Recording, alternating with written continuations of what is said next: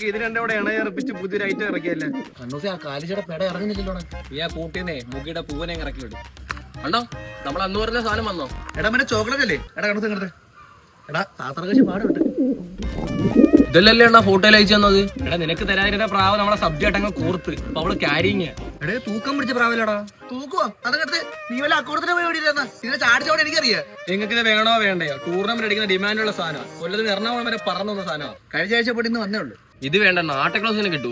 എടാ ആട്ടക്രോസ് ഞങ്ങൾ വളർത്തുന്ന ജിറാസ് ഉണ്ട്, എടുക്കട്ടെ? എടാ ഉടായ്പാന്നാട്ടെ എനിക്ക് തോന്നുന്നു.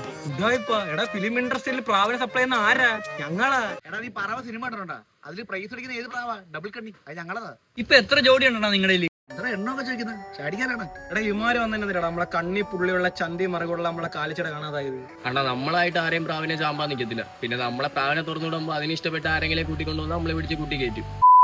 നീ അല്ലേ ഇവിടെ റൊക്കമാടെ പിടിച്ച് പറപ്പിക്കുന്നത്? എടാ ഈ മാറിക്കണ്ണൂസ് നീ അഭ്യാസം എടുക്കുന്നടാ. എന്റെ ചന്തിപ്പുള്ളി ഇപ്പൊ നിന്റെ തന്നെ കാണും. എവിടെയാണ് ചന്തിപ്പുള്ളി? നിന്റെ വീട് എവിടാ? ചന്തിപ്പുള്ളി മാത്രമല്ലടാ. ആണാ ചന്തിപ്പുള്ളി മാത്രമേ ഉള്ളൂ നിങ്ങളെ, ബാക്കിയൊക്കെ നമ്മളെ തന്നെ. ചന്തിപ്പുള്ളി മാത്രം എന്റെ പൊന്നാരി ഇതായിരിക്കുന്നു. എന്റെ പൊന്നാരി തുപ്പി നമ്മളെ തുപ്പി. അണ്ണാ നമ്മള് ചൂണ്ടിയല്ലോ നമ്മളെ പ്രാവ് കൊണ്ടുവന്നേനേക്ക്.